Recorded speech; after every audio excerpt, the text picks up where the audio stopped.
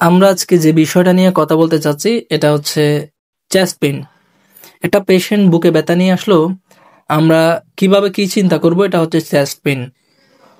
তো আমরা লোকেশন অনুযায়ী চেস্ট পেইনকে দুই ভাগে ভাগ করবো, একটা হচ্ছে সেন্ট্রাল চেস্ট পেইন এবং এরপরে হচ্ছে peripheral chest pain. Central chest pain কি? এখানে আমরা ছবির উপরের দিকে আমরা দেখতে পাচ্ছি একদম সেন্ট্রালি যে স্ট্রাকচারগুলো আছে, ওই স্ট্রাকচারগুলো থেকে যে পেইনটা হবে তাকে বলা হবে সেন্ট্রাল চেস্ট পেইন। আর দুই পাশে যে স্ট্রাকচারগুলো আছে, যেখানে আমরা লাং দেখা যাচ্ছে দুই পাশে, আরও স্ট্রাকচার আছে এখানে, এই স্ট্রাকচারগুলো থেকে যে ব্যথাগুলো আসবে তাদেরকে বলা হয় পেরিফেরাল চেস্ট পেইন।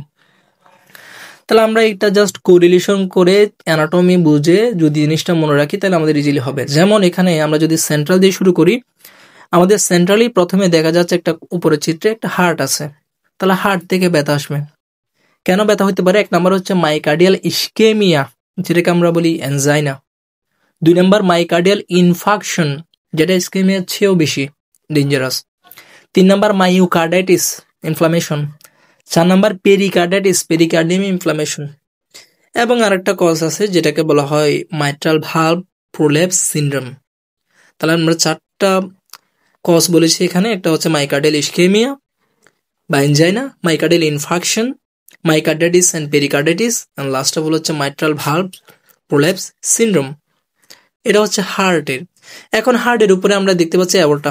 তাহলে অ্যাওর্টাতে যদি কোনো সমস্যা হয় এক্ষেত্রে ব্যথা করবে, যেমন aortic dissection and aortic aneurysm, এই দুইটা কজ।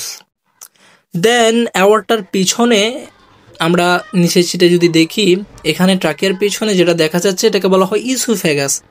তাহলে ইসোফেগাসও সেন্ট্রালি আছে, তাহলে ইসোফেগাসে যদি কোনো সমস্যা দেখা যায় সেক্ষেত্রেও ঝামেলা হবে। কী কী হতে পারে? ইসোফেগাসে ইনফ্ল্যামেশন হতে পারে, ইসোফেগাইটিস বা ইসোফেজাইটিস। দুই নম্বর হচ্ছে ইসোফেগাস যেহেতু একটা মাস্কুলার বিসেরা, সো মাসেলগুলো এখানে কন্ট্রাকশন করতে পারে, যেটাকে বলা হয় স্পাজম, ইসোফেজিয়াল স্পাজম, এক্ষেত্রে ব্যথা হবে। তিন নম্বর হচ্ছে ইসোফেগাসে কিছু টিয়ার হতে পারে, ছোটোখাটো টিয়ার, এটাকে বলা হয় ম্যালোরি ওয়েস টিয়ার বা ম্যালোরি ওয়েস সিনড্রোম। চার নাম্বার হচ্ছে পুরো ইসোফেগাসটা পারফোরেশন হয়ে গেছে, ছিঁড়ে গেছে, এটাকে বলা হয় বোরহেপ সিনড্রোম। তাহলে আমরা ইসোফেগাসের চারটা কন্ডিশনের নাম বলেছি, একটা হচ্ছে ইসোফেজাইটিস, দুই নাম্বার হচ্ছে ইসোফেজিয়াল স্পাজম, তিন নাম্বার হচ্ছে ম্যালোরি ওয়েস টিয়ার সিনড্রোম, আর চার নাম্বার হচ্ছে বোরহেপ সিনড্রোম, যেটাকে আমরা ইসোফেজিয়াল পারফোরেশন বলি।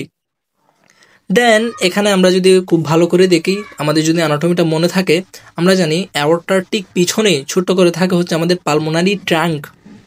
তাহলে যদি পালমোনারি যে ট্রাঙ্ক, এখানে যদি কোনো অ্যাম্বোলাস ফরমেশন হয় তাহলে এখানে ব্যথা করবে। এটা আমরা সেন্ট্রাল চেস্ট পেইন হিসেবে বাড়ি থেকে দেখব, দ্যাট মিনস পালমোনারি অ্যাম্বোলাস।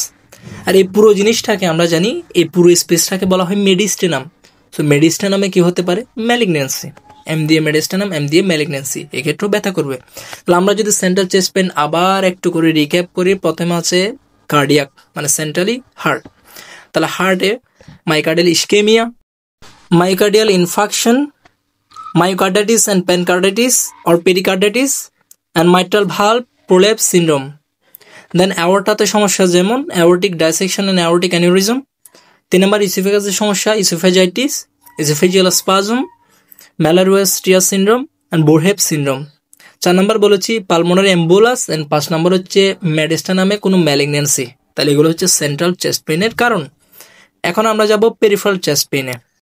তাহলে পেরিফেরালি কি আছে? আমরা আবার অ্যানাটমি থেকে আবার একটু ভিতরে যাই, বাইরে থেকে যদি ভিতরে যাই, আমরা জানি পেরিফেরালি বাইরের দিকে একটা রিব কেজ আছে, দ্যাট মিনস ওখানে রিব আছে, বোন আছে, রিবসের সাথে কার্টিলেজ আছে, কোস্টাল কার্টিলেজ। ওকে, রিবস দুইটার মাঝখানে, দুইটা রিবসের মাঝখানে ইন্টারকোস্টাল স্পেস আছে, ওই স্পেস তো খালি না, ওখানে কি আছে? মাসেল আছে, মাসেলের ভিতরে এখানে কি আছে?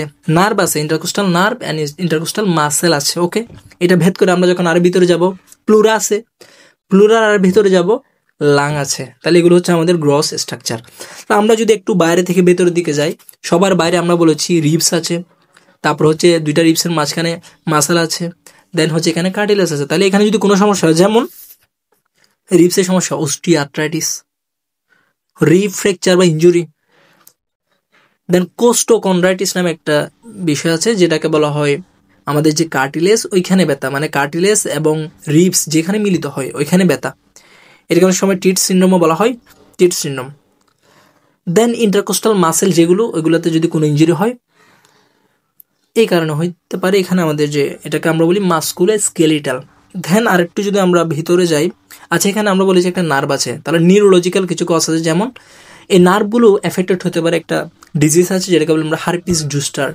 হারপিস জোস্টারে এই নার্ভগুলা ইনভলভ হতে পারে। বেল্ট আকারে হচ্ছে নার্ভের যে ডিস্ট্রিবিউশন এখানে আমাদের যে ইন্টারকোস্টাল নার্ভ, তাহলে এখানে হারপিস জোস্টারে হচ্ছে বেল্ট আকারে এখানে একটা লেশন হবে, ঠিক আছে। দেন হচ্ছে আমরা যদি এখন এর ভিতরে চলে যাই, লাংস আছে এবং প্লোরা আছে। এইখানে যদি কোনো সমস্যা হয়, হার্টে কী ছিল, মাইকার্ডাল ইনফাকশন, ঠিক সেম লাং আসবে pulmonary infarction, pneumonia, pneumothorax, TB, tuberculosis and malignancy. এই যে পার্ট এগুলাই। তাহলে আমরা যদি একটু আবার পেরিফেরালটা রিক্যাপ করি, সবার বাইরে ছিল মাস্কুলোস্কেলেটাল, আমরা বলেছি রিবস অস্টিওআর্থ্রাইটিস হইতে পারে, রিব ফ্র্যাকচার বা ইনজুরি হতে পারে, কস্টোকন্ড্রাইটিস হইতে পারে যেটাকে টিট সিনড্রোম বলে, অ্যান্ড ইন্টারকোস্টাল মাসেল ইনজুরি হতে পারে। দেন এখানে যে ইন্টারকোস্টাল নার্ভ আছে ওখানে হারপিস জোস্টার দিয়ে নার্ভিলেশন হয়। দেন আমরা বলেছি লাং অ্যান্ড প্লোরা। তার লাংয়ে কি হতে পারে, pulmonary infarction, pneumonia, pneumothorax, TB, malignancy. আমরা গ্রসলি এতটুকু মনে রাখবো। এগুলো হচ্ছে আমাদের differential diagnosis of chest pain, both central and peripheral. তো সবাইকে ধন্যবাদ।